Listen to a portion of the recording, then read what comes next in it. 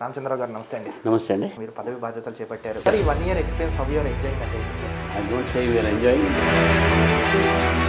Sir ఈ 1 year వ్యవధిలో రామచంద్రరావు గారు రాకముందు వచ్చిన తర్వాత మీరేం అబ్జర్వ్ చేశారు బీజేపీ పార్టీ? వాళ్ళతోని నేను కంపారిజన్ పెట్టుకోవట్లేదు. సడన్గా రాష్ట్ర అధ్యక్ష పదవి మీకు రాగానే హౌ యూ ఫీల్ సార్? ఒకవైపు ఒక భారం. బీజేపీలో వర్గాలు ఉన్నాయి. బీజేపీలో వర్గాలు అనేవి లేవు, కానీ బూత్ స్థాయి లెవెల్లో బీజేపీ ఎంతవరకు స్ట్రాంగ్ ఉందంటే ఏం చెప్తారు? స్లోగా ఊళ్ళలో మీకు 2028 ఎన్నికలు బీజేపీకి ఎన్ని స్థానాలు రావచ్చు అంటే అధికారులు వస్తుంది. బీజేపీ అధికారంలోకి వస్తే ముఖ్యమంత్రి క్యాండిడేట్ మీరే అని కొంతమంది మిమ్మల్ని విమర్శిస్తారు. అప్పుడు అలాంటి విమర్శలు మీరు ఎలా హౌ యూ ఫీల్? నేను ఎంత సౌమ్యునిగా ఉంటానో, ఎంత కామ్గా ఉంటానో, నేను అంత అగ్రెసివ్ ఉంటాను. 14 సార్లు జైలు పోయినండి. నేను తన్నులు తినండి. చాలా మంది ఎంఐఎం బీజేపీ దోస్తులు అక్కడ ఉన్నా అసలు మాకు మెయిన్ వైరే మాకు వాళ్ళది ఉంది కదా. బీజేపీ మత రాజకీయాలు చేస్తున్నారు, జై శ్రీరామ్ అనే పదంతో దేవుడి పేరు చెప్పుకుని రాజకీయాలు చేస్తున్నారు అంటారు. దీన్ని సమర్థిస్తారా? గాంధీ గారు రామరాజ్యం అన్నాడు. బండి సంజయ్ గారి కొడుకు శ్రీజేపీ దీని మీద మీరు ఎందుకు స్పందించారు? కొడుకు తప్పు ఉందండి. మన బెంగాల్లో ఎలక్షన్స్ చూసాం, బీజేపీ మంచి స్థానం సంపాదించారు. తెలంగాణలో కూడా మనం చూడొచ్చు కదా భవిష్యత్తు. 24 జూన్ మీరు రాసుకోండి. ఈరోజు మేయర్ 3 బీజేపీ గెలుస్తుంది. దాని తర్వాత 28లో జరిగే ఎన్నికల్లో కూడా బీజేపీ అధికారులు వస్తుంది. అంత కాన్ఫిడెంట్గా ఎలా చెప్తాను. ప్రజలు ఒక నాటి చెప్తా ఉన్నాను నేను. ఇప్పటి నుంచో చాలా మంది ఇక్కడ కేడర్ ఉంది కానీ అధికారంలోకి ఎందుకు రాలేకపోతుంది? రేవంత్ రెడ్డి గారు బీజేపీకి సీక్రెట్ ఫ్రెండ్ అని అంటారు. టీఆర్ఎస్ నుంచి హరీష్ రావు కానీ లావుదని బీజేపీ చూస్తున్నారు. సార్ ఇప్పుడు బీజేపీ అంటే హిందూ పార్టీ అంటారు, అవునా కాదా? ముస్లిమ్స్ని ఎందుకు టార్గెట్ చేశారు? బీజేపీ కాంగ్రెస్ జనతా పార్టీ ఇది ఎలా చూడొచ్చు? ఏముందనేది కొంత పవన్ కళ్యాణ్ గారిని ఏమైనా తెలంగాణలో ఇన్వాల్వ్ చేస్తారా? కూటమిలాగా ఏమైనా? చాలా టైం ఉంది. కానీ ఓవైసీ ఇంత రెచ్చగొట్టినా, హిందువుల్ని తిట్టినా, పార్టీని తిట్టినా మీరు ఎందుకు యాక్షన్ తీసుకోవట్లేదు?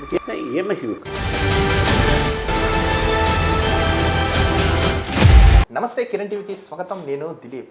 ప్రస్తుతం మనం బీజేపీ ఆఫీస్లో ఉన్నాం. మనతో ఉన్నారు బీజేపీ తెలంగాణ రాష్ట్ర అధ్యక్షులు రామచంద్రరావు గారు. ఈరోజు మనతో ఉన్నారు. రాష్ట్రంలో ఏం జరుగుతుంది ఏంటి అనేది అన్ని విషయాలు ఆయన అడిగి తెలుసుకుందాం. రామచంద్రరావు గారు నమస్తే అండి. నమస్తే అండి. ఎలా ఉన్నారు sir? Good sir. First of all మీకు కంగ్రాచులేషన్స్, ఎందుకంటే మీరు పదవి బాధ్యతలు చేపట్టారు. దగ్గరగా సంవత్సరం అయిపోయింది ఇంకా. సార్ ఈ 1 year experience how you are enjoying అంటే ఏం చెప్తారు? Sir enjoying is challenging. I don't say we are enjoying, but we can say challenging. నేను వచ్చిన కొత్తలో రకరకాలైనటువంటి ఒక ప్రచారాలు జరిగినాయి. ప్రసార సాధనాల్లో అవి ఇవన్నీ. కానీ స్లోగా కార్యకర్తలు అందరూ కూడా పార్టీని మనం మంచిగా ముందుకు తీసుకుపోవాలనే ఒక సంకల్పంతో పనిచేస్తున్నారు. నాకు దాదాపు అందరి యొక్క సహకారం దొరుకుతుంది. పార్టీలో కూడా కార్యక్రమం చాలా బాగా జరిగినాయి. మీరు వచ్చినప్పటి నుంచి కూడా అన్ని కార్యక్రమాలు దాదాపు పెద్ద లెవెల్లో పార్టిసిపేషన్. ఇందిరాపార్క్ దగ్గర దానా చౌక్ అక్కడ బీసీ రిజర్వేషన్స్ మీద అది బ్రహ్మాండంగా జరిగింది. దాని తర్వాత అక్కడ సిటీ సంబంధించిన సమస్య మీద సెక్రటేరియట్ ముట్టడి అవుతుంది, అసెంబ్లీ ముట్టడి అవుతుంది, మహిళా ర్యాలీలు అవుతుంది, మన మోదీ గారి ర్యాలీ అవుతుంది, రాజ్నాథ్ సింగ్ గారి కార్యక్రమం ఇది. అంటే ఈ యొక్క 12 సంవత్సరాల తర్వాత నేను మొత్తం టూర్ చేశాను. ఆల్మోస్ట్ అన్ని జిల్లాలు తిరిగాను. అన్ని జిల్లాలు కూడా అక్కడ నిద్ర కూడా చేశాను. కార్యకర్తలతో మాట్లాడాను, కలిశాను. పార్టీ పెరుగుతున్నది. పార్టీ పెరిగేటటువంటి ఒక రీతిలో కొత్త వాళ్ళు చాలామంది చేరుతున్నారు. మంచిగా పార్టీ తప్పకుండా మాకు పూర్తి నమ్మకం కలుగుతుంది. ఇప్పుడు ఏంటంటే రేపు ఎన్నికలు జరిగితే బీజేపీ మంచి పర్ఫార్మెన్స్ ఇస్తుంది అనేది నమ్మకం. ఇంకా నమ్మకం ఇప్పుడు ఇంకా ఏమొస్తుందంటే తప్పకుండా అధికారంలో కూడా వస్తామని చెప్పేసి కూడా నమ్మకం కుదురుతుంది. ముందుగా జిహెచ్ఎంసీ ఎన్నికలు వస్తాయి కాబట్టి దాంట్లో కూడా ఈ 3 మేయర్లు కూడా బీజేపీకి వచ్చే అవకాశాలు చాలా స్పష్టంగా మనకు కనబడతా ఉంది. సో ఈ యొక్క సంవత్సరం పాటు మనం చేసినటువంటి అనేక కార్యక్రమాలు, అదేవిధంగా ఉద్యమాలు, ఈ ప్రభుత్వం వ్యతిరేకంగా తీసుకున్నటువంటి అంశాలు ప్రజల్లో తీసుకుపోయే ప్రయత్నం చేసుకున్నాం కూడా. లేటెస్ట్గా జరిగింది రైతులకు సంబంధించినటువంటి ఇష్యూ మీద మా ఎమ్మెల్యేలు, ఎంపీలు అందరూ కలిసి, ఎమ్మెల్సీలు కలిసి మేము రైతుల కొనుగోలు కేంద్రాల్లో పోయి ప్రభుత్వాన్ని మేము వాళ్ళ మెడ ఉంచి కొనిపించాం. మేము పోకపోతే వాళ్ళు కొనపోయేది, మేము పోయినందుకు వాళ్ళు కొనుక్కుంటున్నారు. సార్, ఈ 1 year వ్యవధిలో రామచంద్రరావు గారు రాకముందు వచ్చిన తర్వాత మీరేం అబ్జర్వ్ చేశారు? ఈ బీజేపీ పార్టీలు అంటే ఏం చెప్తారు తెలంగాణలో ముఖ్యంగా? బీజేపీ పార్టీ గతంలో కూడా అధ్యక్షులు పనిచేశారు, గతంలో కూడా పార్టీ అధికారం రావాలని ఒక ప్రయత్నం చేశారు. వాళ్ళ ఒక అనుభవము, వాళ్ళ ఒక ప్రయత్నాన్ని నేను కొనసాగించాను. వాళ్ళతోని నేను కంపారిజన్ పెట్టుకోవట్లేదు. కానీ ఈరోజు సమాజంలో ఎట్లుందంటే, తెలంగాణ ప్రజల్లో ఎట్లుందంటే భావన, ఇది పార్టీకు ఎవరైనా సరే అధ్యక్షుడు ఉన్నారో అదే అవుతుండే. ఒకవైపు 10 సంవత్సరాలు బీఆర్ఎస్ ప్రభుత్వం చూసిన తర్వాత ఒక విరక్తి చెందిన తర్వాత కాంగ్రెస్ని ఎన్నుకున్నారు. కాంగ్రెస్ మీద కూడా బాగా విరక్తి ఉంది. ప్రజలు బీఆర్ఎస్ చూడరు, అంత విరక్తి చెందున్నారు. ఇంకా ఈ కాంగ్రెస్ కూడా మనం ఇంకా లాభం లేదు, ఇది కూడా మన గద్దె దింపాల్సిందనే ఆలోచన ఉన్నారు. కాబట్టి మూడో ప్రత్యామ్నాయం ఎవరంటే బీజేపీ. ఈ యొక్క మార్పు నేను కార్యకర్తలు ఆ ఒక విశ్వాసం చూశాను. నేను మా కార్యకర్తలు ఒక విశ్వాసం ఏంటంటే ప్రజలు తప్పకుండా మనల్ని ఎన్నుకుంటారు, ప్రజలు మనమే చూస్తున్నారు అనే ఆలోచన వారు వచ్చింది. సరే, ఇప్పుడు కమింగ్ టు పాలిటిక్స్ కాకుండా అసలు మీ నేపథ్యం ఎక్కడి నుంచి స్టార్ట్? ఎందుకంటే రామచంద్రరావు గారు అంటే బీజేపీ లీడర్, అన్నిటికన్నా ముఖ్యంగా మీరు అంటే అడ్వకేట్ అని మా అందరికీ తెలుసు. అసలు మీ నేపథ్యం ఎక్కడ, బాన్ బాటప్ మీ స్టడీస్ కొంచెం ఒకసారి అంటే మాది కోదాడ్, నల్గొండ డిస్ట్రిక్ట్, అక్కడే పుట్టి ఏమంటే మా ఫాదర్ అప్పుడు మన Birla institute of technology Mesra Ranchi వెళ్ళిపోయారు, ప్రొఫెసర్గా జాయిన్ అయ్యారు, లెక్చరర్గా జాయిన్ అయ్యి అక్కడే ప్రొఫెసర్. 1971 దాకా నేను రాంచీలో పెరిగాను, పుట్టి ఇప్పుడు ఎమ్మడే. 71లో మా ఫాదర్ హైదరాబాద్ వచ్చారు, ఉస్మాన్ యూనివర్సిటీలో ప్రొఫెసర్గా. 71 నుంచి మా ఫాదర్ ఇక్కడే, వారు ఈ మధ్యన కాలం చేశారు, 3 years అయింది. వారు ప్రొఫెసర్గా, డీన్గా పనిచేశారు. సో రాంచీలో ఉన్నప్పుడు నేను అక్కడ కేంద్రీయ విద్యాలయ స్టూడెంట్. అక్కడి నుంచి నేను హైదరాబాద్ ఇక్కడ రావడం, ఇక్కడ నేను కేంద్రీయ విద్యాలయ స్టూడెంట్. 1977 వరకు నేను స్టూడెంట్ స్కూల్లో. 75 to 77 స్కూల్లో అప్పుడు ఎమర్జెన్సీ. అప్పుడు నాది 10+1 అప్పుడు మాకు, అంటే ఇంటర్మీడియట్ నేను చేయలేదు, నేను డైరెక్ట్గా స్కూల్ నుంచి డిగ్రీ.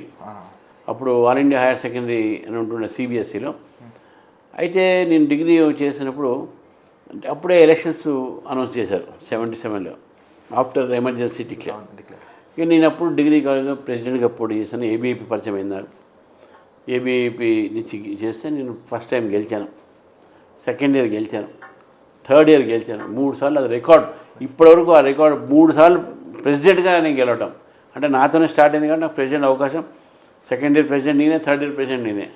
ఒక మంచిగా అప్పటి నుంచి ఇక నాకు స్టూడెంట్ పాలిటిక్స్ ఎంటర్ కావడం, ఎంఏ పొలిటికల్ సైన్స్ నాకు అడ్మిషన్ రావడం, ఎల్ఎల్బి నాకు రావడం, యూనివర్సిటీలో పోరాడాలు, యూనివర్సిటీలో నక్సలైట్స్తో పోరాటాలు, లెఫ్టిస్టులతో పోరాటాలు, ఇవన్నీ ఎన్నికలు, ఓడిపోవటం, గెలవటం, లా కాలేజీగా జనసేన గెలవటం, కొట్లాటలు, ఇవన్నీ ఆ నేపథ్యం. మా ఫాదర్ యూనివర్సిటీ ప్రొఫెసర్ అయినప్పుడు కూడా ఇవన్నీ. తర్వాత మా ఇంట్లో కూడా ఎవరు రాజకీయాలు లేరు. మా ఇంట్లో అంటే మా ఫాదర్ కజిన్ డిస్టెంట్ రిలేటివ్, ఆయన కోదాడు ఎమ్మెల్యే ఉండే, ఆయన మినిస్టర్ కొన్ని రోజులు చేశారు, పివి నరసింహరావు గారు. వారు కూడా మా బంధువు అవుతారు కాబట్టి వారి దగ్గర చేశారు. కానీ నేను first generation political leader, first generation advocate. నేను రెండింటిలో కూడా నేను ఒక ఇంట్రెస్ట్ వచ్చాను. నేను ఏదో by fluke I did not become advocate, by choice I become advocate.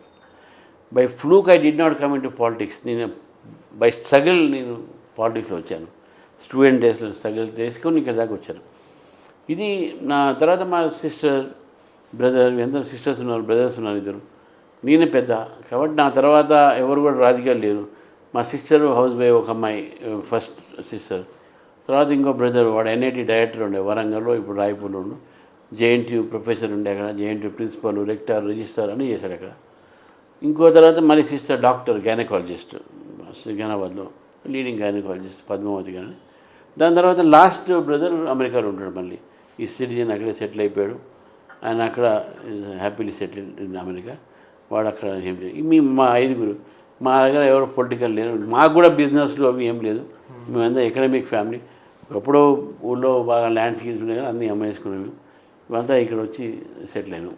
Sir, ఇప్పుడు సడన్గా మీరు ఫస్ట్ నుంచి బీజేపీలో ఉన్నారు, సడన్గా రాష్ట్ర అధ్యక్ష పదవి మీకు రాగానే హౌ యూ ఫీల్ సార్? ఎలా ఫీల్? ఇది వరంగా ఫీల్ అయ్యారా, బ్లెస్సింగ్గా ఫీల్ అయ్యారా అంటే ఏం చెప్తారు?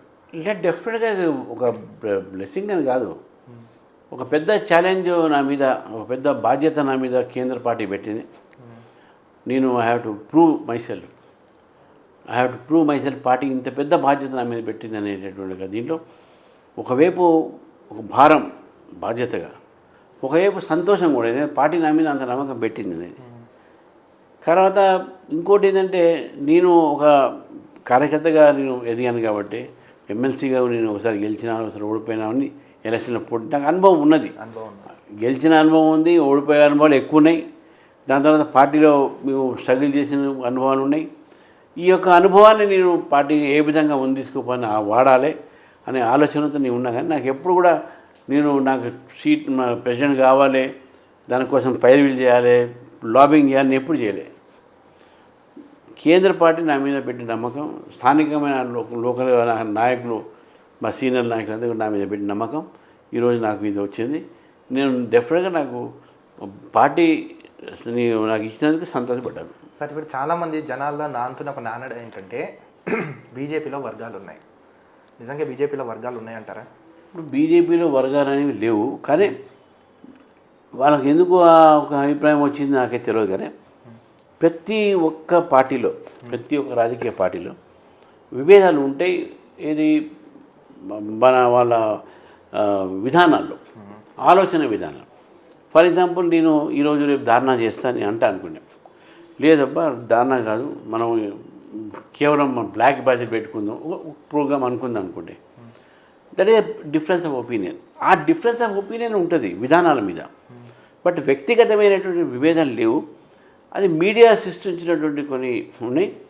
ఇతర పార్టీ వాళ్ళు కూడా వాళ్ళ సోషల్ మీడియాలో బీజేపీలో విభేదాలు ఉన్నాయని చెప్పి ప్రచారం చేసేది ఎక్కువ ఉన్నాయి. నేనేమంటున్నా అంటే, ఆలోచన విధానంలో ఏ పార్టీలో అయినా సరే మనిషి అన్న తర్వాత విభేదాలు ఉంటాయి. All men will not think alike. మనం అంతా ఆలోచించే వ్యక్తులు, మనం ఉప్పు కారం తినడం కాబట్టి డెఫినెట్గా we may differ on many issues, but differences is not division. This is lot of difference between difference and division. విభేదాలు వేరే, వైరుధ్యం వేరే. ఈ రెండు వేరే ఆలోచించాలి మనం.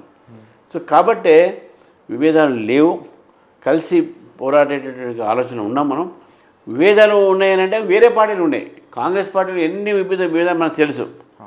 మీనాక్షి నటరాజన్కి రాజ్యసభ కాకుండా చేసింది కూడా వాళ్ళ విభేదాలని చెప్పి బయట అనుకుంటున్నారు కదా. అవునవునండి. టీఆర్ఎస్ పార్టీ కుటుంబంలోనే, బీఆర్ఎస్ పార్టీ కుటుంబంలోనే విభేదాలు ఉన్నాయి కదా. వాళ్ళ ఓన్ ఎంపీ, ఓన్ బిడ్డ బయటకు వచ్చి వేరే పార్టీ పెట్టింది కదా. మరి విభేదాలు వాళ్ళకున్నాయా, మాకున్నాయా? మావేం లేదు.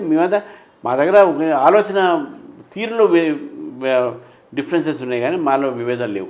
కానీ ఈ తెలంగాణలో చూడండి, ఇప్పుడు జిహెచ్ఎంసీ పరిధిలో బీజేపీ స్ట్రాంగ్గానే ఉంది. కానీ మాలుమూరైన గ్రామాలు, ఆదిలాబాద్ కానీ నిజామాబాద్ కానీ సార్, గ్రౌండ్ లెవెల్లో బిఎల్ఓ అంటే బూత్ స్థాయి లెవెల్లో బీజేపీ ఎంతవరకు స్ట్రాంగ్గా ఉందంటే ఏం చెప్తారు? మీరు చెప్పిన పాయింట్ కరెక్టే, కానీ స్లోగా ఊళ్ళలో కూడా బీజేపీ పాకింది. మన ఎంపీలన్నీ కూడా మేము గెలిచినాం. ఆదిలాబాద్ గెలిచాం, కరీంనగర్ గెలిచాం, నిజామాబాద్ గెలిచినాం, ఈ తర్వాత మెదక్ గెలిచినాం. ఇవన్నీ కూడా రూరల్ బెల్ట్ ఎక్కువ ఉంది. దాంట్లో 36,000 బూత్లు తెలంగాణలో ఉంటే దాదాపు 32,000 బూత్లలో మా బూత్ కమిటీస్ ఉన్నాయి. ఇప్పుడు నేను మెంబర్షిప్గా ఇన్ఛార్జ్గా ఉండే, అధ్యక్షుడు కాకముందు 42 లక్షల మెంబర్షిప్ తెలంగాణలో అయింది. ఫస్ట్ టైం ఇంత హైయెస్ట్ 42 లక్షలు. సో కాబట్టే పార్టీ కింది దాకా పోయింది. కొంత సమయం పట్టింది అర్బన్ నుంచి రూరల్ పోవడానికి. బట్ టుడే వీఆర్ యూనిఫామ్గా డెవలప్ అయింది. అర్బన్లో ఎట్లుంది బీజేపీ, సెమీ అర్బన్లో ఎట్లుంది, రూరల్లో కూడా అట్లనే డెవలప్ అవుతున్నది. మంచి నాయకత్వం కూడా మాకు వస్తున్నది. మొన్న కూడా సర్పంచ్ ఎలక్షన్ దాదాపు 800 సర్పంచ్ గెలిచినాం, 1200 ఉప సర్పంచ్ గెలిచినాం, 10,000 మంది వార్డు మెంబర్ గెలిచినాం, 350 మన కౌన్సిలర్స్ గెలిచినాం, ఒక మున్సిపల్ కార్పొరేషన్, 4 మున్సిపాలిటీసు. ఎప్పుడు లేదు కదా ఇంత. మాకు మంచిగా బాగా పెరిగింది ఇవన్నీ. రేపు 2028 ఎన్నికలు ఏవైతే తెలంగాణ రాష్ట్రంలో మీ ఆధ్వర్యంలో బీజేపీకి ఎన్ని స్థానాలు రావచ్చు అంటారు? యాజ్ పర్ యువర్ ఐడియా ప్రకారం అధికారంలో వస్తాం. ఎన్ని వస్తే తప్పకుండా మాకు ఈ 119 పెరుగుతాయి సీట్లు. డీలిమిటేషన్ అవుతుంది నేను నమ్ముతున్నా. అయినప్పుడు ఎన్ని పెరిగినా కూడా మాకు తప్పకుండా మీ హాఫ్ మార్క్ బయటపడతాం, మ్యాజిక్ ఫిగర్ బయటపడతాం. మేమే అధికారంలో వస్తాం, మాకు పూర్తి నమ్మకం ఉన్నది. ఒకవేళ బీజేపీ అధికారంలోకి వస్తే ముఖ్యమంత్రి క్యాండిడేట్ మీరే అని నేను కాదు, నేను పోటీ కూడా చేయను. ఎవరైతే గెలుస్తారో లెజిస్లేటివ్ పార్టీస్ వాళ్ళే ఎన్నుకుంటారు. మన దగ్గర అదే సిస్టమ్. అంటే ఏమైనా ఆశిస్తున్నారా మీరు అదే అస్సలు ఏం లేదు. నేను పోటీ కూడా చేయను అంటున్నాను కదా మీకు. కానీ రామచంద్రరావు గారు అంటే మనందరికీ తెలుసు, చాలా మా అందరికీ తెలిసింది ఏంటంటే ఆయన స్మార్ట్, కూలు, కాము, అందరి వాడని మాకు తెలుసు. కానీ కొంతమంది మిమ్మల్ని విమర్శిస్తున్నారు. అప్పుడు అలాంటి విమర్శలు మీరు ఎలా, హౌ యూ ఫీల్? అసలు ఎప్పుడైనా బాధపడ్డారా మీరు? అసలు నేను బాధపడలేదు. నా గురించి తెలవడం నాకు నేను ఎంత సౌమ్యునిగా ఉంటానో, ఎంత కామ్గా ఉంటానో, నేను అంత అగ్రెసివ్గా ఉన్నా. నేను 14 సార్లు జైలుకి పోయినోండి. నేను తన్నులు తినోండి, తన్నినోండి, అది కూడా చెప్తున్నా. నీకు తన్నులు తినోండి, తన్నినోండి. నేను ఇటువంటి నా మీద తెలవనోళ్ళు, నా గురించి తెలవనోళ్ళు మాట్లాడచ్చు. కానీ అది కూడా కొంతమంది మాట్లాడిస్తారు, అది కూడా ఉంటుంది కొంత. నాకు అటువంటి ఏం బాధ లేదు. కానీ మొన్న చూడండి, మీరు అంటే బండి సంజయ్ గారు ఉన్నప్పుడు అధ్యక్షుడిగా జిహెచ్ఎంసీలో 40 స్థానాలు బీజేపీ స్థానాలు గెలిచారు. రేపు పొద్దున ఇప్పుడు 3 మున్సిపల్ కార్పొరేషన్స్ అయిపోయాయి. ఇటు సైబరాబాద్, మల్కాజ్గిరి, జిహెచ్ఎంసీ. సార్ ఇక్కడ ఎవరు మీకు అన్ని స్థానాలు వచ్చే ఛాన్స్ అంటారు? అలాంటి పర్ఫార్మెన్స్ చూడొచ్చు అంటారు ఇప్పుడు ఇక్కడ? మీరు చూడండి, నేను ఈరోజు చెప్తున్నా, మన ఇంటర్వ్యూ పేరు గుర్తు పెట్టుకుంటే 24 జూన్. నేను ఈరోజు స్టేట్మెంట్ ఇస్తున్నాను, మీకు ఇస్తున్నాను. ఈ 3 మున్సిపల్ కార్పొరేషన్లు కూడా భారతీయ జనతా పార్టీ మేయర్ అవుతారు. ప్రజల్లో అంత ఆక్రోశం ఉంది ఈరోజు ఎంఐఎం మీద, కాంగ్రెస్ మీద, బీఆర్ఎస్ మీద. బీఆర్ఎస్ మొత్తం హైదరాబాద్ని మొత్తం బిల్డింగ్లు కనపడం కాదు కదా, ఆ రోడ్లలో ఒక రోజు వాన పడితేనే 4 చచ్చిపోయినాయి మన దగ్గర. ఒక రోజు వాన పడితే ట్రాఫిక్ ఎందుకు స్తంభించిపోతుంది? ఈ 2 ప్రభుత్వాలు ఎందుకు ఆలోచిస్తున్నారు? ఒకసారి బీజేపీకి అవకాశం ఇద్దాం. కేంద్ర ప్రభుత్వం నుంచి మన నగరాలకు అమృత్, స్మార్ట్ సిటీ లాంటి ఎన్నో ప్రాజెక్టులు ఉన్నాయి, అవి తీసుకువచ్చి ఇక్కడ డెవలప్మెంట్కి తీసుకువద్దాం అని చెప్పేసి ఆలోచనతో చాలామంది ఈరోజు బీజేపీ చూస్తూ ఉన్నారు. 100% ఈ 3 కార్పొరేషన్లు కూడా బీజేపీ గెలుస్తుంది. సార్ ఇంకో విషయం చూడండి, చాలామంది ఎంఐఎం బీజేపీ దోస్తీలు అంటారు, అవునా కాదా? దీనికి ఏం సమాధానం చెప్తారు? అది అన్నంలోకి అది కొద్దిగా ఆలోచించి అనాలి. తలకాయ లేదని నేను అన్నాను, బాగుండదు. కానీ చెప్తా ఉన్నాను, అది ఏం దోస్తే నాకు అర్థం కాదు. ఎందుకుంటుంది అసలు? మాకు మెయిన్ వైరం మాకు వాళ్ళతో ఉంది కదా, సైద్ధాంతిక వైరం ఉన్నది మాకు. వాళ్ళతో కలవకూడదని మాకుంది. ఈరోజు మెయిన్ హైదరాబాద్లో మొత్తం పాడు చేసింది వాళ్ళని మీకు చెప్తా ఉన్నాం. కాంగ్రెస్, బీఆర్ఎస్ ఇద్దరు అంతకుముందు వేరే పార్టీ అని కూడా వాళ్ళతోనే కలిసి మొత్తం హైదరాబాద్ని వాళ్ళు ఎవరు అధికారంలో వాళ్ళే చేరటం ఏం చేశారు? మొత్తం డెవలప్మెంట్ అంతా ఆగిపోయింది. ఈరోజు ఓవర్ సిటీకి మెట్రో రాకపోవడం కారణం కూడా వీళ్ళే కదా. అంటే వాళ్ళు ఏమంటారంటే బీజేపీ మత రాజకీయాలు చేస్తున్నారు, జై శ్రీరామ్ అనే పదంతో దేవుడి పేరు చెప్పుకుని రాజకీయాలు చేస్తున్నారు అని అంటారు. దీన్ని సమర్థిస్తారా మీరు? మేము ఎప్పుడు దేవుడి పేరు జై శ్రీరామ్ అంటాం అనేది దేవుడి పేరు కాదు కదా.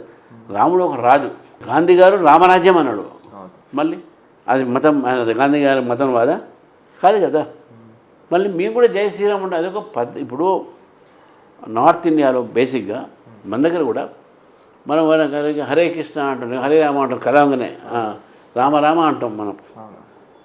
అట్లా అది నార్త్ ఇండియాలో కూడా చాలామంది ఇక్కడ కల్చర్ ఏంటంటే జై శ్రీరామ్జీకి, రామ్ భయ్యా, ఇది జై శ్రీరామ్, ఇది మనము సంబోధించేటటువంటి పదం. అది మతంతో సంబంధం కాదు ఒకటి. రెండోది, రాముడు ఒక దేవుడి కింద చూసేటోళ్ళు చూస్తారు, కానీ రాముడు మన భారతదేశంలో ఒక రాజు కింద మనం చూస్తాం. ఒక ఐడియల్ రాజు అంటే ఒక ఆదర్శ పురుషుడు, ఒక ఆదర్శుడుగా, ఆదర్శ రాజుగా రామరాజ్యాన్ని స్థాపించినటువంటి వ్యక్తి ఈయన కదా అని మనం ఒక క్యారెక్టర్ కింద చూస్తాం. మనం ఆ రాముడికి ఉన్నటువంటి ఏవైతే లక్షణాలు ఉన్నాయో అందరిలో ఉండాలి అనేటువంటి పిల్లల్ని కోరుతున్న తల్లిదండ్రులు కోరుతారు. సో కాబట్టి you can't compare Ram with God. Ram పేరు వెనకనే ఏదో హిందుత్వము, ఏదో మతోన్వాదం అని చెప్పారని తప్పది. బీజేపీ మతోన్వాద రాజకీయాలకు దూరం ఉంటుంది, చేయము. మతోన్వాద రాజకీయం చేసేదే బీఆర్ఎస్, కాంగ్రెస్.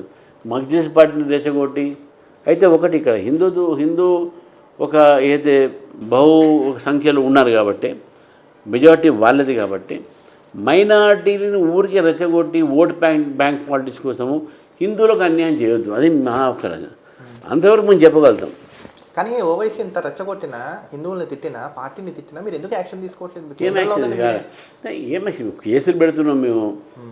ఓవైసీ మీద కేసు పెట్టింది మేము కదా.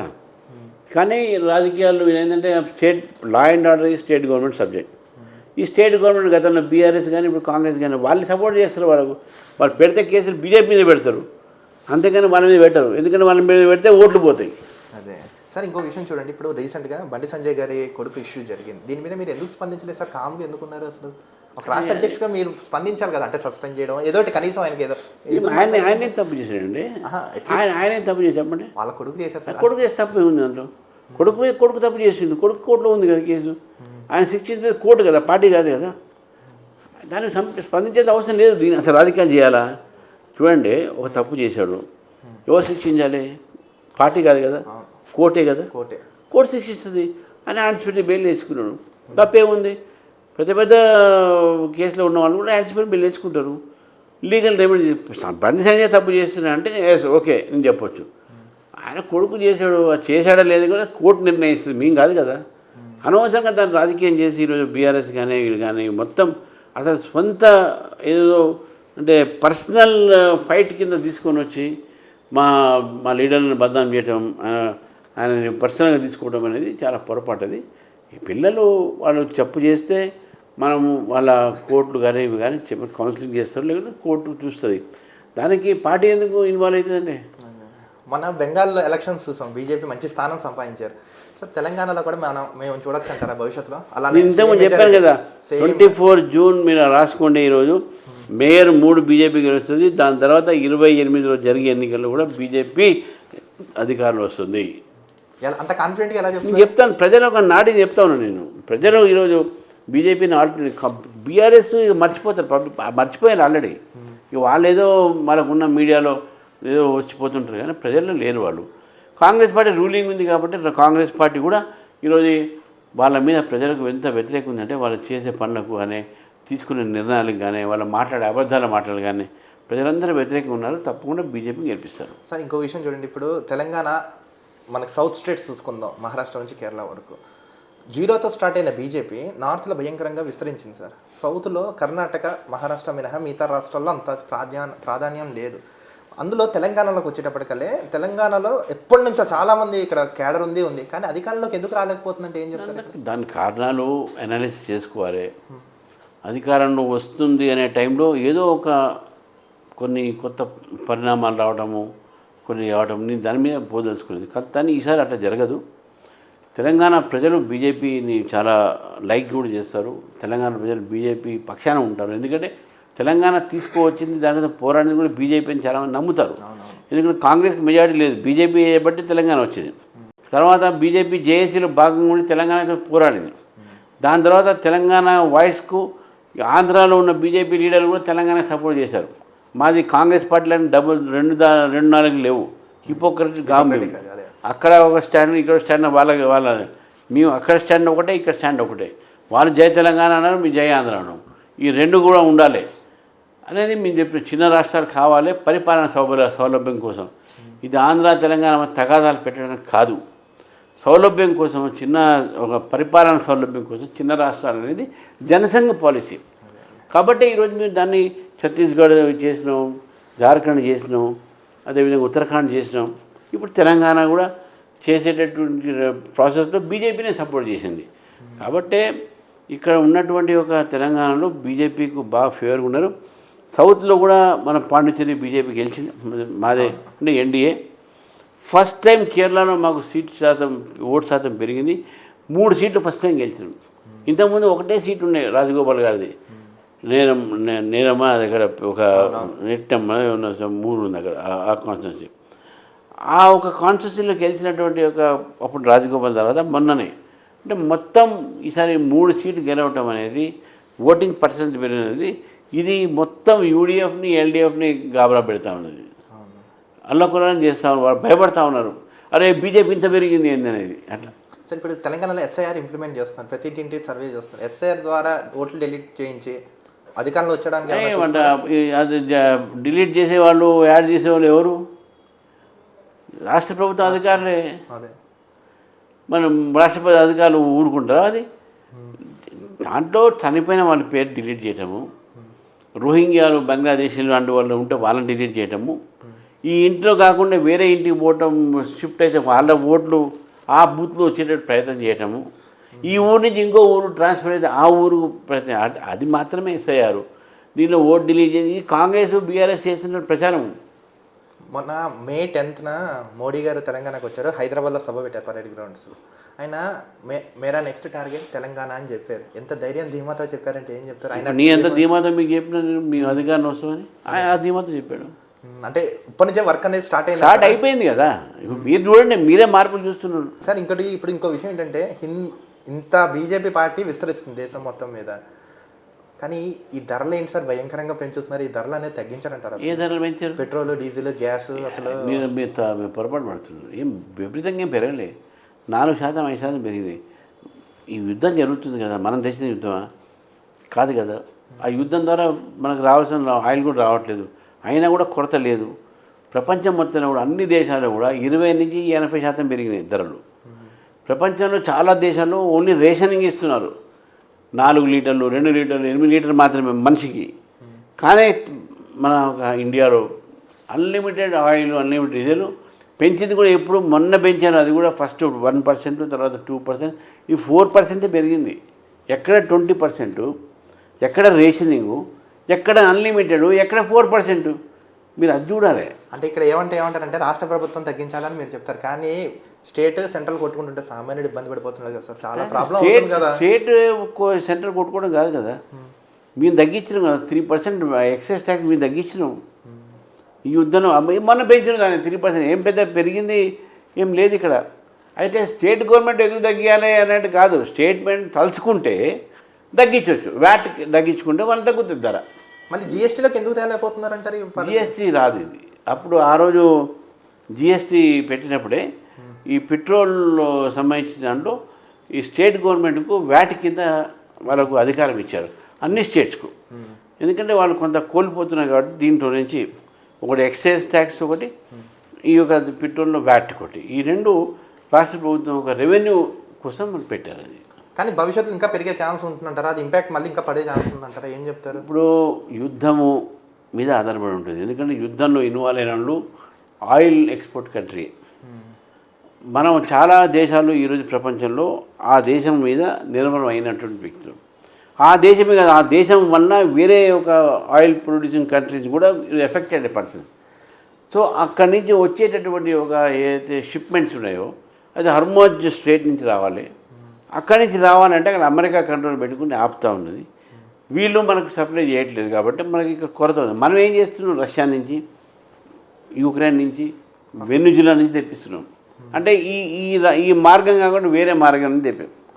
అందుకే మన దగ్గర కొరత లేదు, కానీ రేట్ ఎక్కువ పెట్టి కొంటున్నాం మనం ఇంటర్నేషనల్. సో ఇవన్నీ కారణాలు. ఇప్పుడు ఎప్పుడు తగ్గుతుంది ఈ యుద్ధము మనకు తెలియదు.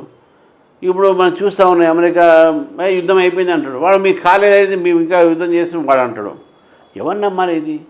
సో కాబట్టి ఎప్పుడైతే ఈ సిచ్యువేషన్ వెస్ట్ ఏషియాలో నార్మల్గా వస్తుందో అప్పుడు డెఫినెట్గా అన్నీ తగ్గుతాయి. రీసెంట్గా మీరు చిరంజీవి గారు, మెగాస్టార్ చిరంజీవి గారిని కలిసి పుస్తకం అందజేశారు. అసలు ఆయన కలిసి ఎందుకు ఇవ్వాలనిపించింది? అసలు అంటే కాదు, మా ప్రోగ్రామ్ ఏంటంటే సెలబ్రిటీస్ని కలిసి ఈ 12 సంవత్సరాలు మోదీ గారు చేసినటువంటి మంచి పనుని వారికి పుస్తక రూపంలో వారికి ఇవ్వడం జరిగింది. అది అంతే అంటారు, అంతకుమించి ఇంకా రాజకీయ లేవంటారు.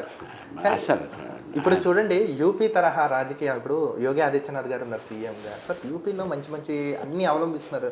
యూపీ లాంటి పరిపాలన దేశం మొత్తం మేము ఎప్పుడు చూస్తామంటారు? అంటే దీనికి ఏం చెప్తారు? అంటే అక్కడ చూడండి, లా అండ్ ఆర్డర్ కానీ అన్నీ కరెక్ట్గా ఉంటున్నాయి. మంచి లా అండ్ ఆర్డర్ బాగా విపరీతమైనటువంటి ఒక పాడైపోయింది కాబట్టి మీరు బాగా చేస్తుందో కనబడుతుంది. మిగతా రాష్ట్రాలు కంపేర్ చేసుకుంటే మిగతా రాష్ట్రాలు కొద్దిగా బెటర్, అంత ఘోరంగా లేకపోతుంది. అక్కడ బీఎస్పీ మొత్తం ఉత్తరప్రదేశ్ స్పాయిల్ చేసింది. ఇతర దేశాలు కంపేర్ చేస్తే క్రైమ్ రేట్ అక్కడ ఎక్కువ అయింది కాబట్టి ఈరోజు యోగి గారు వచ్చిన తర్వాత కంట్రోల్ చేస్తున్నారు. లా అండ్ ఆర్డర్ సబ్జెక్ట్ అనేది స్టేట్ సబ్జెక్ట్. అది ఏ స్టేట్లో ఆ స్టేట్లో వాళ్ళు చూసుకుంటారు. కానీ ఇప్పుడు కమింగ్ టు తెలంగాణ చూడండి, మీ పార్టీలో కొంతమంది విభేదిస్తున్నారు. రాజాసింగ్ గారు ఎందుకు ఆయన వ్యతిరేకంగా ఉన్నారంటే ఏం చెప్తారు మీరు? ఎవరు వ్యతిరేకం ఏం లేరు. అంటే మీరు రాజాసింగ్ మంచిగా బాగానే అంటున్నారు. నా వ్యక్తిగత మాకేం కూడా ఆయన పార్టీలో ఉన్నప్పటి నుంచి మంచిగా ఉంటాడు. ఆయన రిజైన్ చేశాడు అంతే. కొన్ని వీడియోస్ ఆయన రిలీజ్ చేస్తుంటాడు కదా పార్టీ మీద, ఎందుకంటారు అంత వ్యతిరేకత?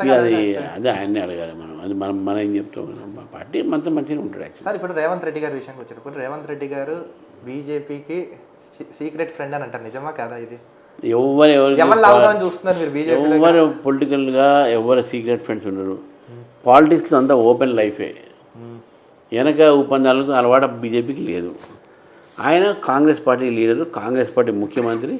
ఆయననే మేము కాంగ్రెస్ పార్టీ మా ఒక రాజకీయ ప్రతినిధిగా చూస్తాం మనం. అంటే చాలా మంది ఏమంటున్నారంటే జనాలు కాంగ్రెస్ నుంచి రేవంత్ రెడ్డి గారిని లేదా బీఆర్ఎస్ నుంచి హరీష్ రావు గారిని లాగుదు అని బీజేపీ ఇవన్నీ హైపోథెటికల్, దాని మీద మనం ఏం చెప్తుండే. ఈ హైపోథెటికల్ క్వశ్చన్స్ మనం ఆన్సర్ చేయలేము మనం. కానీ ఒక విషయం సార్, ఇప్పుడు చాలా మంది అంటున్నారు ఈ గోహత్యలు భయంకరంగా చూస్తున్నాం, బక్రీద్ వచ్చినా ఏమొచ్చినా గోవన్ జాతీయ జంతువు ఎందుకు ప్రకటించలేకపోతున్నారు? కేంద్రంలో మీరే ఉన్నారు కదా, ఎందుకు ప్రకటించలేకపోతున్నారు అసలు? అది జాతీయ జంతువు ప్రకటించేటటువంటి కొన్ని ప్రొసీజర్స్, ఎస్ఓపిస్ ఉంటాయి. అవన్నీ దాని ప్రకారం చేస్తారు. నేషనల్ టైగర్ని పెట్టారు, లేకుంటే నెమల్ని ఇక్కడ బర్డ్, నేషనల్ బర్డ్ కింద పెట్టారు. అది దానికి ఒక కమిటీ ఉంటుంది. ఆ రేర్ స్పీషీస్ ఏవైతే ఉంటాయో దాన్ని నేషనల్ ప్రొటెక్ట్ చేయడానికి పెడతారు. కానీ నేషనల్ ఎనిమల్ కాకుండా కూడా it's a spiritual connection with the people. ఆధ్యాత్మికమైనటువంటి సంబంధాలు ఆవుతూ ఉంటుంది. కాబట్టి అది మీరు వద్దన్నా కాదన్నా అది భారత సంస్కృతితోని గోమాత ముడిపడి ఉంది. కాబట్టి దానికి డిక్లేర్ చేసిన అవసరం బహుశా ఎవరు అనుకోలేదు. దాన్ని అది ఎక్స్టెంట్ కాదు, ఎప్పుడు మనం ప్రొటెక్ట్ చేస్తూనే ఉంటాం మనం. అంటే జనాలు ఏమంటున్నారంటే సార్, టైగర్ అనేది క్రూరమైన మృగం, ఆవు అనేది సాత్విక జంతువు. సాత్విక జంతువుని పెట్టాలి కానీ క్రూరమైన మృగాన్ని సరే అప్పట్లో వీళ్ళు పెట్టారు, వీళ్ళైనా మార్చచ్చు కదా, ఎందుకు చేయలేకపోతున్నారు? మార్చడం ఉండదండి. మనం ఇప్పుడు సాత్విక జంతువునే నేషనల్ పెట్టాలి, పెట్టకూడదు అంటే మళ్ళీ నెమలి దీన్ని తీసుకుంటుంది కదా, బాగుంది ఉంటుంది, మళ్ళీ అట్లా ఉండదు. అది దాని పర్పస్ వేరే. నేషనల్ ఎనిమల్ ఎందుకు డిక్లేర్ చేస్తారు అనేది దానికి ఒక పర్పస్ వేరే ఉంటుంది. అది అడవిలో ఉండాలి, అది నేచర్లో పార్ట్ ఉండాలి. నేచర్ నుంచి అది అంతరించిపోతున్నది, ఎక్స్టింక్ట్ అవుతున్నది, అది కాపాడాలి. అట్లా నేషనల్ ఎనిమల్ అనేది డిక్లేర్ చేస్తారు. However cow is also a respected Animal in our country. మనము మన దేశంలో ఒక ఆవునే కాదు, అన్నింటినీ మనం పూజిస్తాం. ఆవును కూడా పూజిస్తాం, నాగరాజు అని చెప్పి. So we have to protect. ఎవరి స్థానంలో వారు ఉండాలి, ఎవరి యొక్క ఇది మనం ఉండాలి. అన్నిటిని రక్షించాల్సిన అవసరం ఉంది, బతికించాల్సిన అవసరం ఉన్నది. ఇది ఎన్విరాన్మెంటల్ బ్యాలెన్స్కి అవసరము, పర్యావరణ ఒక సంతులన కోసం అవసరం అని చెప్పి భావించి దీనికి ప్రొసీజర్స్ వేరే ఉంటాయి. కాబట్టి ఆవుని డిక్లేర్ చేయాలి, డిక్లేర్ చేయకూడదు అనేది వివాదం కాదు. అది సార్ May 10th మోడీ గారు 10 స్టేట్మెంట్స్ ఇచ్చారు. ఒక ప్రధానమంత్రి స్థానంలో ఉండి అలాంటి మాటలు మాట్లాడకూడదు కదా అని జనాలు అంటున్నారు. ఆయన మాట్లాడకూడదు కదా అని అంటారు. ఆయన మాట్లాడితేనే వింటారు జనం, వేరే వాళ్ళు మాట్లాడితే వినరు. ఆయన దేశ హితంలో, దేశం ఒక ఆర్థిక పరిస్థితి చూసి ఆ మాట అన్నాడు. రాబోయే రోజుల్లో మనకు వచ్చే కష్టాలను చూసి ఆయనకు అన్నాడు. ఒక ప్రధానిగా మన ఒక అపరిమితం చేయడం అనేది బాధ్యత అయింది. మనకు లాక్డౌన్ అయినప్పుడు మీరు ఇంటి నుంచి బయటికి రాకండి అన్నాడు ఆయన. ఎవరు కూడా పోలే మనం. అవును, గౌరవించారు. ఇప్పుడు కూడా ఆర్థిక వ్యవస్థ మొత్తం కూడా క్షీణించిపోతున్నది ఈ యొక్క యుద్ధం చేయబట్టి. మనం బంగారం కొంటే మీరు మన డబ్బులన్నీ బయటికి వెళ్ళిపోతాయి, మనకి ఫారిన్ ఎక్స్చేంజ్ తగ్గిపోతుంది అనేది ఆలోచనతో వారు అడ్వైజ్ చేశారు. కొనొద్దనిలే, చూడండి ఈ సమయంలో కొనొద్దన్నారు, ఎందుకంటే యుద్ధం నడుస్తుంది కాబట్టి. సో ఆయన చెప్పాలి, ఆయన చెప్తేనే జనం విన్నారు. ఇప్పుడు నిన్న చూడండి మీరు, ఎక్కడ గోల్డ్ షాప్లో వాళ్ళు పాపం బాధపడుతున్నా దేశం కోసం మంచి చేస్తున్నారు. గోల్డ్లో ఒక కొనుగోలు తగ్గింది బాగా. కొంటారు, తర్వాత కొంటారు, బట్ నాట్ నౌ. ఎందుకంటే ఇప్పుడు కొంటే మనకు కొన్న ఇవన్నీ కూడా అది బయటికి ఇన్కమ్ ఉంది. సార్ ఇప్పుడు బీజేపీ అంటే హిందువుల పార్టీ అంటారు, అవునా కాదా? అంటే కాదు, బీజేపీ అందరి పార్టీ, సబ్కా వికాస్. కానీ ముస్లిమ్స్ని ఎందుకు టార్గెట్ చేశారు? మీరు టార్గెట్ చేయమే, మా దగ్గర ముస్లిమ్స్ ఉన్నారు కదా, బీజేపీలో ముస్లిమ్స్ చాలామంది ఉన్నారు కదా. అట్లేముండదు. బీజేపీలో క్రిస్టియన్స్ ఉన్నారు, సిఖ్స్ ఉన్నారు, ముస్లిమ్స్ ఉన్నారు, పార్సీలు ఉన్నారు. సరే ఇంకొక విషయం ఏంటంటే, ఇప్పుడు కేంద్రంలో మోడీ గారి మనం పరిపాలన చూస్తున్నాం. యోగి ఆదిత్యనాథ్ నెక్స్ట్ ఆయన అంటున్నారు చాలామంది ప్రధానమంత్రి అని. యోగి ఆదిత్యనాథ్ మీద ఏమైనా కుట్ర చేసే యోచనలో బీజేపీ ప్రభుత్వం అంటే అంటున్నారు. ఆయనకి టార్గెట్ చేశారని వార్తలు వస్తున్నాయి, నిజమే అంటారు? ఇవన్నీ హైపోథెటికల్, ఇవన్నీ దీని మీద మనం కామెంట్ కూడా చేయకూడదు. మనం ఇవన్నీ ఎక్కడో సోషల్ మీడియాలో అవి చెప్పేసి ఆ వార్తలకు మన క్రెడిబిలిటీ ఇవ్వకూడదు. అదే సరే, ఈ 1 year వ్యవధిలో మీరు రాష్ట్ర అధ్యక్ష పదవి చేపట్టిన తర్వాత మీకు అంటే ప్రతి మనిషికి ఏ ఫీల్డ్లో ఏ ఉద్యోగం అయినా వ్యాపారం ఒక సాటిస్ఫాక్షన్ ఉంటుంది, అమ్మాయి నేను ఇది చేశాను. అలా మీకు ఏముంది సార్ ఈ 1 yearలో మీరు సాటిస్ఫాక్షన్ లెవెల్ అనేది పాలిటిక్స్లో ఉండకూడదు. ఎందుకంటే మన లక్ష్యం అధికారం రావాలి.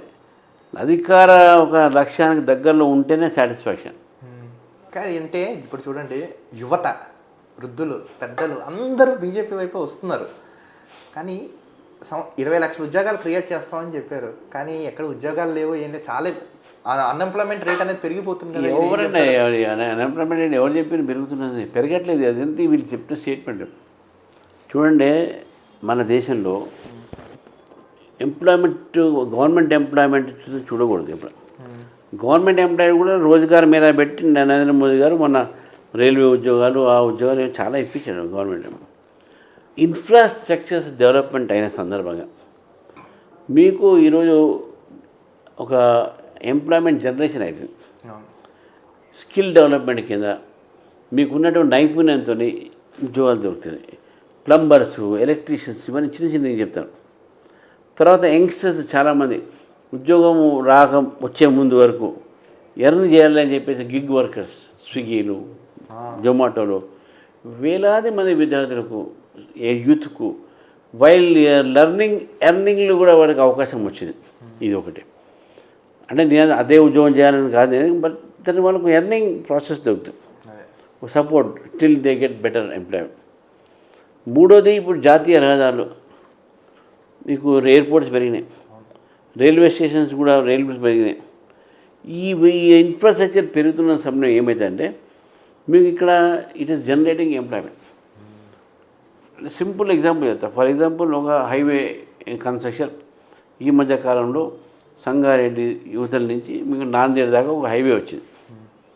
అంతకుముందు అదంతా dot area, neglected area.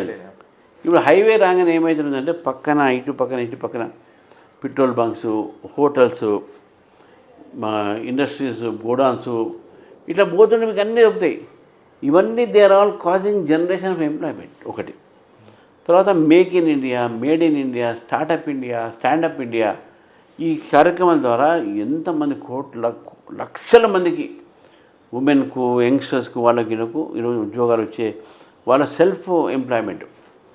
Mudra loans కొన్ని లక్షల మందికి ఇచ్చి ముద్రా లోన్ ద్వారా ఈరోజు మిడిల్ క్లాస్ ఫ్యామిలీస్లో వాళ్ళ ఉపాధి వాళ్ళు చేసుకునే ప్రయత్నం లేడీస్ ముఖ్యంగా వాళ్ళకి కలిగిస్తున్నారు. కాబట్టి ఇవన్నీ generation of employment. It is generation of employment. ఎక్కడ కూడా ఇది వీళ్ళు కాంగ్రెస్ పార్టీ, ఈ పార్టీలు చెప్పలేకపోతున్నారు, వాళ్ళు పబ్లిక్ చెప్పరు. ఎందుకు ఏమైందంటే there is no register for unemployment. Register maintain చేయలేరు. కాబట్టి ఇది వాళ్ళు ఏం మాట్లాడినా కూడా మాకు చెల్లుతుంది అనుకుంటారు. కానీ నేను చెప్పినటువంటి దీన్ని చూసుకుంటే ఎంత ఎంప్లాయ్మెంట్ ఆపర్చునిటీస్ పెరుగుతా ఉన్నాయి. ఫర్ ఎగ్జాంపుల్ సెల్ ఫోన్స్ ఉన్నాయి. మన సెల్ ఫోన్స్ మన దగ్గర లేవు గతంలో. ఇప్పుడు 90% సెల్స్ ప్రొడక్షన్ ఇండియాలో ఉన్నది. సో ఆ కంపోనెంట్స్ దగ్గర చేస్తున్న టైంలో మీకు మళ్ళీ ఎలక్ట్రీషియన్స్ కానీ, ఎలక్ట్రానిక్ కోడ్ కానీ, ఒక అసెంబ్లీ కోడ్ కానీ, అవి జనరేషనే కదా. తర్వాత ఐటీ సెక్టర్లో ఇతర దేశాల నుంచి కూడా ఐటీలు ఇక్కడ పెట్టి చేసుకుంటున్నారు. ఇవన్నీ కూడా ఇవే కదా. మీకు డాక్టర్స్ మెడికల్ సీట్లు పెంచారు, లా సీట్లు పెంచారు, మీకు ఇంజనీరింగ్ సీట్లు పెంచారు. ఏది మొత్తం ఆల్ ఓవర్ ఇండియాలో మనం బయటకు వచ్చింది అది కూడా ఎంప్లాయ్మెంటే కదా. సో ఇవన్నీ ఈ విధంగా ఆలోచించాలి అప్పుడు అట్లా. సార్, ఇప్పుడు ఈ రివల్యూషన్ ఒకటి వచ్చింది ఈ మధ్య, సిజేపీ, కాంగ్రెస్ జనతా పార్టీ, ఇది ఎలా చూడొచ్చు? ఇది వ్యతిరేకత అంటారు కదా, ఏం లేదంటారు. ఏముందనేది కొంతమంది ఆమ్ ఆద్మీ పార్టీ నుంచి పోయినా కొంతమంది తీసుకొచ్చారు అది సోషల్ మీడియా. ఏమైంది ఇప్పుడు, ఏమైంది, ఎక్కడ పోయింది అది? సార్, ఇప్పుడు సౌత్కి బీజేపీ ఏం చేయట్లేదు, కేవలం నార్త్ వరకే పరిమితం అయింది. ఇక్కడ నుంచి ఫండ్స్ తీసుకెళ్ళి పైన డెవలప్ చేస్తున్నారు, కానీ సౌత్కి ఇవ్వట్లేదు. ఇది అంతా అర్థం లేని మాటలు. ఇవన్నీ వివేకమైనటువంటి మాటలు కావు, అవివేకమైనటువంటి ఆలోచనలు. సౌత్ నార్త్ అనేవి ఉండదు. సబ్కా సాత్, సబ్కా వికాస్, సబ్కా ప్రయాస్, సబ్కా విశ్వాస్. భారతీయ జనతా పార్టీ దక్షిణాది ఉత్తరాది విభేదన మాకు లేవు. దక్షిణాది కూడా మేము కర్ణాటక కూడా పరిపాలించడం, పక్కన ఉండే ఆంధ్రప్రదేశ్లో కూడా మేము కూటమిలో భాగంగా ఉన్నాం. సో కాబట్టి ఇవన్నీ కూడా కాంగ్రెస్ పార్టీ ఒక విభజన రాజకీయాల కోసం ఇవన్నీ చేస్తూ ఉంది. ఈ విభజించేటటువంటి మాటలతోనే గతంలో పాకిస్తాన్ అయింది, గతంలో బంగ్లాదేశ్ అయింది, ఇప్పుడు సౌత్ నార్త్ విభజన రాజకీయాలు తీసుకొచ్చేటటువంటి కాంగ్రెస్ పార్టీ ఒక డేంజరస్ పొలిటికల్ గేమ్ ఆడుతుంది. ఇది దేశానికి మంచిది కాదు. ఈ పవన్ కళ్యాణ్ గారి ఇంపాక్ట్ ఎలా ఉండబోతుంటే, మళ్ళీ పవన్ కళ్యాణ్ గారిని ఏమైనా తెలంగాణలో ఇన్వాల్వ్ చేస్తారా, కూటమిలాగా ఏమైనా? అది చాలా టైం ఉంది దాని మీద, ఇప్పుడే మనం ఏం మాట్లాడతాం. సార్, ఫైనల్గా ఇంటర్వ్యూ ముగిసే లోపల ఒక లాస్ట్గా మన రాష్ట్ర ప్రజలకి వీడియో ఎవరైతే చూస్తున్నారో వాళ్ళకి ఏం చెప్తారో ఒక మాట చెప్పండి. తప్పకుండా. ఎందుకంటే ఇప్పుడు మీ కిరణ్ టీవీకు ఫస్ట్ టైం నా ఇంటర్వ్యూ కాబట్టి ఒకటే చెప్తున్నాను, మనము ఈ యొక్క దేశాన్ని, ఈ రాష్ట్రాన్ని ఒక పాజిటివ్ వేలో మనము రాజకీయాలు చేయాల్సిన అవసరం లేదు. బూత్ రాజకీయాలు, వ్యక్తిగతమైనటువంటి ఒక ఆరోపణలు కాకుండా విధానాల మీద రాజకీయాలు చేయాలి. ఇది ఎందుకంటే తెలంగాణ వచ్చిన తర్వాత ఒక ధనిక రాష్ట్రం ఈరోజు అప్పుల రాష్ట్రంగా మారింది. తెలంగాణలో అర్బన్ పాపులేషన్ ఎక్కువ, ఇప్పుడు చూస్తే మీరు చదువుకున్న వాళ్ళు కూడా ఎక్కువ, రాజకీయ చైతన్యం ఎక్కువ. కాబట్టి రాజకీయ చైతన్యంతో మనం ఆలోచించాలి, కానీ వ్యక్తిగతమైన యొక్క భాషలతో, బూతులతో రాజకీయాలు మంచిది కాదు. రాజకీయాలు అంటే ఒక అసహ్యం కలిగించకుండా, రాజకీయాలు అంటే ఒక హుందాతనంతో రాజకీయాలు తెలంగాణలో ఉండాలి అని చెప్పి భావిస్తాను. సార్ ఈ ఇంటర్వ్యూ ముగిసే లోపల ఒక్కొక్క పేర్లు చెప్తాను ఫటాఫట్. నా ఇంటర్వ్యూలో స్పెషల్ ఏంటంటే వాళ్ళ గురించి ఒక 1 word లైన్లో చెప్పండి. Sir coming to Narendra Modi గారు అంటే ఏం చెప్తారు? Boon blessing for the country. Amit Shah గారు? మీద స్ట్రాటజిస్ట్, చాణక్యుడు. మన coming to Yogi Adityanath? Is also great administrator. Coming to your self Ramachandrarao గారు అంటే staunch worker. Coming to journalist Dilip అంటే ఏం చెప్తారు? Good interview by him. Okay sir, thank you so much sir. మీ విలువైన సమయాన్ని మాకు కేటాయించి ఇచ్చినందుకు చాలా ధన్యవాదాలు. భవిష్యత్తులో మీరు ఇంకా అంటే ఎన్నో మంచి స్థానానికి వెళ్ళాలని మేము కోరుకుంటున్నాను. ఆ రోజు కూడా మనం కలుద్దాం, నాకు ఇంటర్వ్యూ కూడా ఇవ్వాలి మీరు, వెళ్ళాలని ఆడియన్స్ తరఫున నా తరఫున కోరుకుంటూ thank you so much sir, ధన్యవాదాలు. చూశారు కదా, మరొక ఇంటర్వ్యూతో కలుద్దాం. చూస్తున్నాను కిరణ్.